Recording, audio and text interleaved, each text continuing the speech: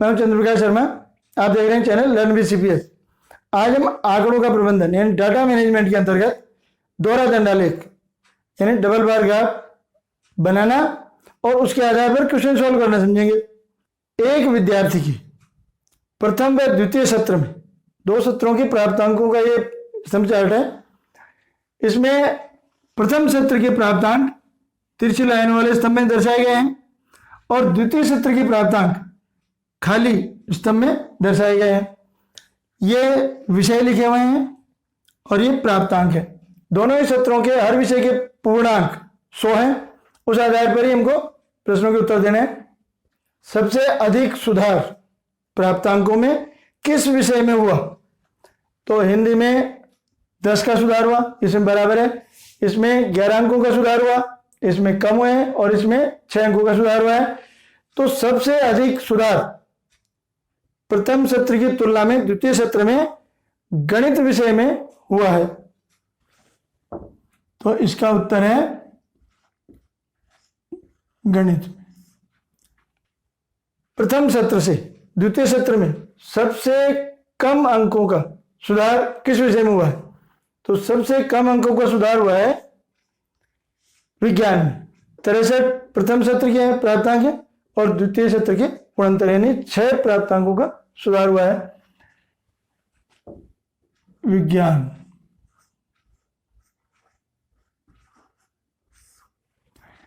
प्राप्तांकों में गिरावट किस विषय के प्राप्तांकों में प्रथम सत्र की तुलना में द्वितीय सत्र में गिरावट आई यानी कम हुए? तो सामाजिक विज्ञान में प्रथम सत्र में 70 और द्वितीय सत्र में 68 प्राप्तांक है। तो इसमें कम हुए हैं, तो गिरावट हुई सामाजिक विज्ञान में।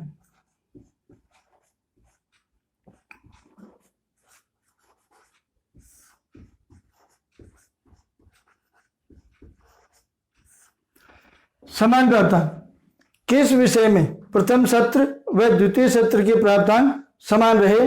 समान अंग्रेजी में है। प्रथम सत्र में भी 58 और द्वितीय सत्र में भी 58 है।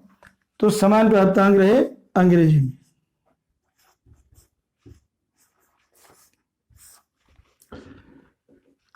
द्वितीय सत्र में गणित व सामाजिक विज्ञान के प्राप्तांकों का अनुपात कितना है?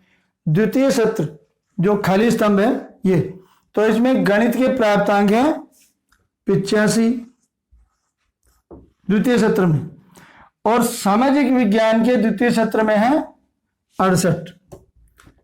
तो इनका अनुपात निकालना है। इन दोनों में सरल अनुपात बनाने के लिए दोनों में एक ही संख्या का भाग लगाते हैं। तो इन दोनों में 17 का पूरा पूरा भाग जाएगा। 17 का भाग 85 में लगाएंगे तो 17 पंजे 85 5 और 17 का भाग 68 में लगाएंगे तो 17 चौके 68 4। तो द्वितीय सत्र में गणित व सामाजिक विज्ञान के प्राप्तांकों का अनुपात है 5:4। हिंदी के प्रथम व द्वितीय सत्र के प्राप्तांकों का अनुपात हिंदी के प्रथम सत्र में है 60 अंक और द्वितीय सत्र में है 70। तो इनका अनुपात सरल रूप में बनाएंगे तो दोनों की 0 उठा के 6:7। दोनों सत्रों के कुल प्राप्तांकों में कितने प्रतिशत का अंतर रहा? इसके लिए दोनों सत्र के कुल प्राप्तांक और उनके प्रतिशत निकालने पहले। तो प्रथम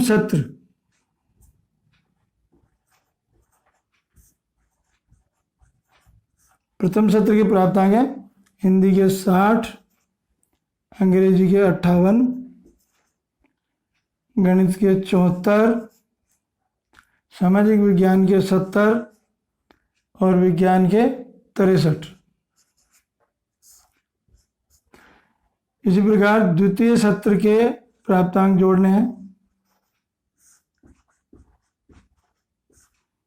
द्वितीय सत्र के हिंदी के 70,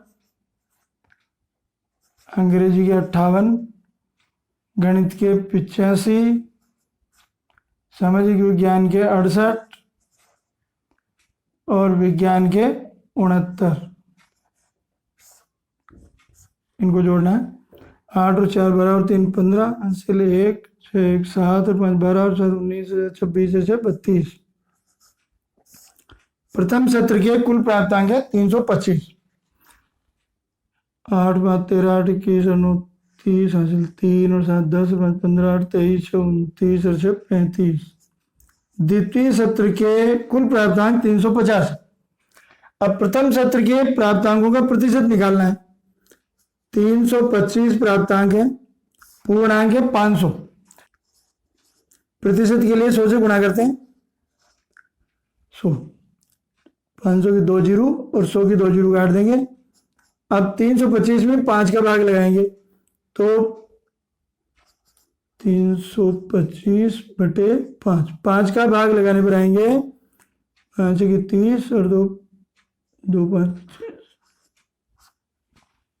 65%। इसी प्रकार द्वितीय सत्र के प्राप्तांकों का प्रतिशत निकालना है। 350 प्राप्तांक है, पूर्णांक है 5 विषय के 500 गुणा 100, ये 2 2 जीरो काट देंगे। 5 का भाग लगाएंगे 350 में, 5 7 35 और ये जीरो 70%। अब अंतर रहा 65 और 70 में। 70% माइनस 65% बराबर 5% का अंतर रहा।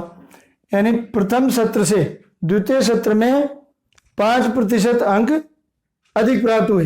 ये डबल बार ग्राफ 5 शहरों जयपुर, जोधपुर, भोपाल, मुंबई और चेन्नई के 4 जून 2020 का अधिकतम व न्यूनतम तापमान को दर्शाने वाला है। अधिकतम तापमान को खाली स्तंभ द्वारा और न्यूनतम तापमान को तिरछी रेखाओं के स्तंभ द्वारा दर्शाया गया है। पैमाना है 1 इकाई बराबर 5 डिग्री सेल्सियस। ये तापमान है सेल्सियस में और ये शहरों के नाम। अब इस स्तंभ चार्ट के आधार पर हम इन प्रश्नों के उत्तर देंगे। सबसे ठंडा शहर यानी किस शहर का तापमान सबसे कम रहा, तो यह है 26 डिग्री मुंबई। सबसे ठंडा शहर है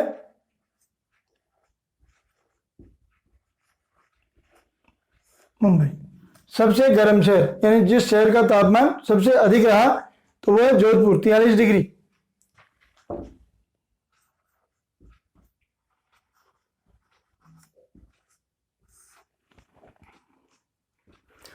भोपाल से कम तापमान किन किन शहरों का रहा, तो भोपाल ये है 40 31। इससे कम तापमान मुंबई का भी है और चेन्नई का भी है।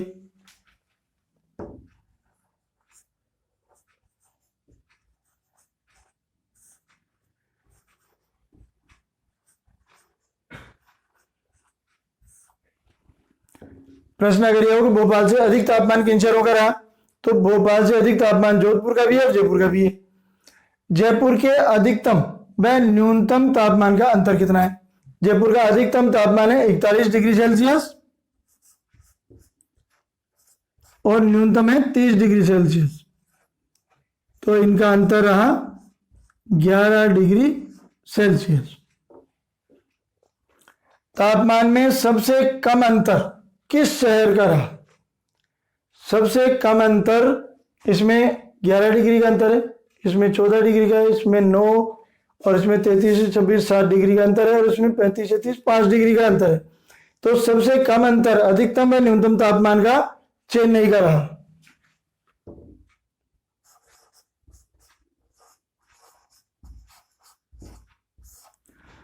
तापमान में सबसे अधिक अंतर यानी अधिकतम और न्यूनतम तापमान का सबसे अधिक अंतर किस शहर में, तो सबसे अधिक अंतर है जोधपुर में। अधिकतम 43 डिग्री और न्यूनतम 29 डिग्री। तो अपन 43 में से 29 कम करेंगे तो 14 डिग्री सेल्सियस का अंतर जोधपुर में रहा।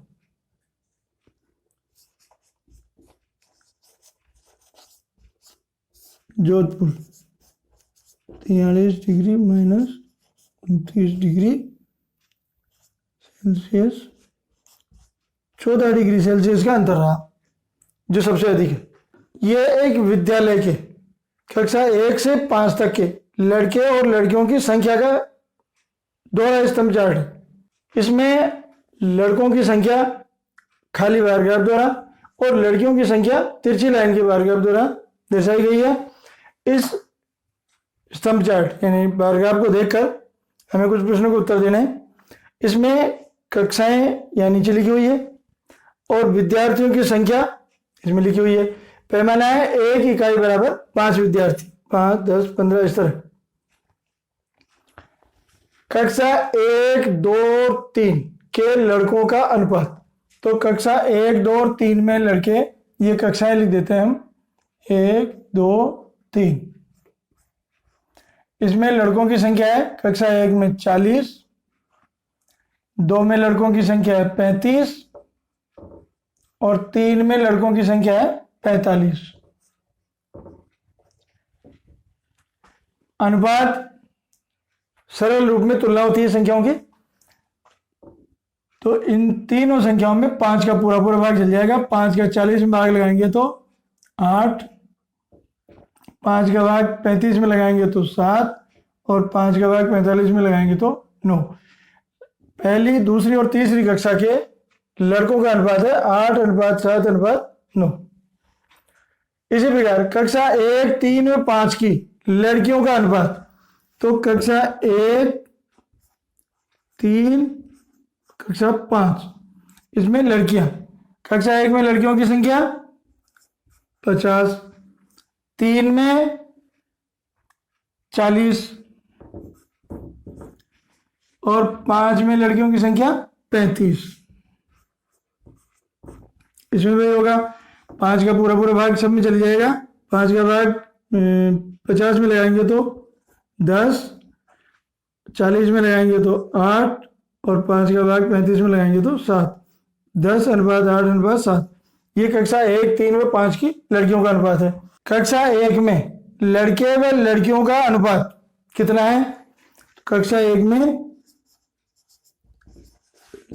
लड़के और लड़कियां, कक्षा 1 में लड़के हैं 40 और लड़कियां हैं 50, तो दोनों की एक एक जीरो कम करते हैं, दोनों में 10 का भाग लगा दें। 10 का भाग लगाएंगे तो 40 में 10 का भाग लगाएंगे तो 4 और 50 में 10 का भाग लगाएंगे तो 5। कक्षा 1 में लड़के व लड़कियों का अनुपात है 4:5। इसी प्रकार कक्षा 2 या 3 का भी कर सकते हैं।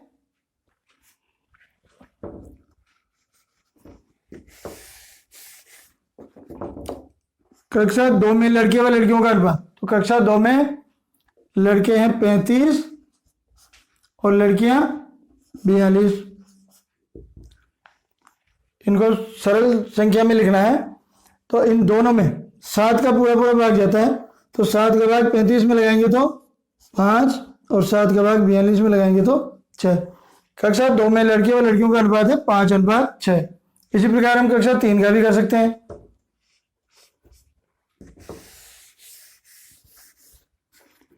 कक्षा 3 में लड़के व लड़कियों का अनुपात, कक्षा 3 में लड़के हैं 45 और लड़कियों की संख्या है 40। ये खाली ग्राफ लड़कों की संख्या का है और लाइन वाला लड़कियों की संख्या का है। इनमें 5 का भाग लेंगे दोनों में, तो 9:8। कक्षा 3 में लड़के व लड़कियों के संख्या का अनुपात है 9:8। सभी कक्षाओं के लड़कों की औसत संख्या कितनी है? कक्षाएं 5 है, पांचों की संख्या लिखनी है। कक्षा 1 की लड़कों की संख्या है 40, कक्षा 2 में लड़के हैं 35 और कक्षा 3 में लड़के हैं 45 और कक्षा 4 में लड़कों की संख्या है 38 और कक्षा 5 में लड़कों की संख्या है 32। इनको जोड़ेंगे 5 5 10 18 और 2 20, हासिल 2 इसमें 4 में जोड़ दिया 6 3 9 4 13 3 16 3 19।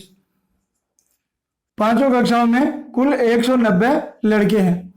अब औसत निकालने में संख्याओं का योग 190 में संख्याओं का भाग लगाते हैं। संख्याएं हैं 5, 190 में 5 का भाग लगाएंगे तो 38। ये औसत संख्या है लड़कों की कक्षा 1 से 5 तक की। इसी प्रकार सभी कक्षाओं की लड़कियों की औसत संख्या कितनी है? अब हमें लड़कियों की संख्या लिखनी है। कक्षा 1 में लड़कियां हैं 50, कक्षा 2 में लड़कियों की संख्या 42 और कक्षा 3 में लड़कियों की संख्या है 40, कक्षा 4 में लड़कियों की संख्या 38 और कक्षा 5 में लड़कियों की संख्या है 35। अब इनको जोड़ते हैं। 2 8 10 5 15, 5 हासिल 1 5 6 4 10 14 3 17 और 3 20, कुल 205 लड़कियां हैं। तो योग में संख्याओं का भाग लगाएंगे। 205 में कक्षाएं 5 है तो 5 संख्याएं हैं, 5 का भाग लगाएंगे 205 में, 4 5 20 41। ये लड़कियों की औसत संख्या है पांचों कक्षाओं की। कक्षा 1 में लड़कियों की संख्या के कितने प्रतिशत है? कक्षा 1 में लड़के हैं 40 और लड़कियां हैं 50 गुणा 100। प्रतिशत के लिए 100 से गुणा करते हैं, प्रतिशत का मतलब ही 100 होता है। 1 1 0 से 1 1 0 काट लें। 5 का भाग लगाया 100 में 20 और 20 और 4 को गुणा करेंगे तो 20 चौके 80। सीधे 50 100 को भी 50 एकम 50 50 दूनी 100 और 2 और 40 गुणा करके भी 80 आएंगे। कक्षा 1 के लड़के लड़कियों की तुलना में 80% है। कक्षा 5 के लड़के कक्षा 1 के लड़कों के कितने प्रतिशत है? कक्षा 5 के लड़के हैं 32 और कक्षा 1 के लड़के हैं 40।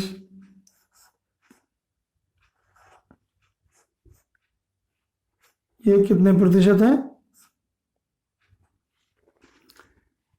32 और 40 दोनों में 8 का भाग लगाएंगे तो 8 चौके 32 और 8 पंजे 40। फिर 5 का भाग 100 में लगाएंगे तो 20 पंजे 100 और 20 और 4 को गुणा करेंगे तो 20 चौके 80। कक्षा 5 के लड़के कक्षा 1 के लड़कों के 80% है। कक्षा 5 की लड़कियां कक्षा 1 की लड़कियों की कितने प्रतिशत है? कक्षा 5 की लड़कियां हैं 35 और कक्षा 1 की लड़कियां हैं 50 गुणा 100, 50 एकम 50 50 दूनी 100। अब 35 और 2 को गुणा करेंगे तो 35 दूनी 70। कक्षा 5 की लड़कियां कक्षा 1 की लड़कियों की 70% है। इसके अनेक छोटे छोटे प्रश्न पढ़ते हैं, जैसे कौन कौन की कक्षा में लड़कियों की संख्या लड़कों से ज़्यादा है? तो पहली कक्षा में लड़कियों की संख्या ज़्यादा है, दूसरी कक्षा में भी लड़कियों की संख्या ज़्यादा है और 5वीं कक्षा में लड़कियों की संख्या ज़्यादा है। कौन सी कक्षा में लड़कों की संख्या ज़्यादा है? तो कक्षा 3 में लड़कों की संख्या ज़्यादा है। कौन सी कक्षा में लड़के और लड़कियों की संख्या बराबर है? कक्षा 4 में लड़के और लड़कियों की संख्या बराबर। ये एक देश के 2016 से 19 तक आयात और निर्यात का डबल बार ग्राफ है। इसमें आयात को खाली स्तंभ चार्ट से और निर्यात को तिरछी लाइनों वाले स्तंभ चार्ट से दर्शाया गया है। पैमाना है 1 इकाई बराबर 1000 करोड़ रुपये, यानी 1 इकाई 1000 करोड़, यहाँ से 2000 करोड़ इस तरह। वर्ष 2016 17 18 19 और ये राशि है करोड़ रुपयों में। कौन कौन से वर्ष आयात की तुलना में निर्यात अधिक हुआ? 2016 में निर्यात अधिक हुआ है, 17 में भी अधिक हुआ है। इसमें 2018 में आयात की तुलना में निर्यात कम हुआ है और 2019 में फिर आयात की तुलना में निर्यात अधिक हुआ है। कौन से वर्ष आयात और निर्यात का अंतर सबसे कम रहा?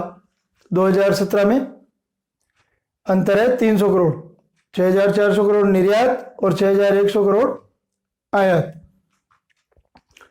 सबसे अधिक आयात निर्यात में अंतर 2019 में रहा। आयात यानी इंपोर्ट 9000 करोड़ रुपए और एक्सपोर्ट 9,600 करोड़ रुपए। अब इसके कुछ प्रश्न देखते हैं। 2016 व 2019 के आयात का अनुपात कितना है? 2016 में आयात है 4,500 करोड़ रुपए और 2019 में आयात है 9,000 करोड़ रुपए।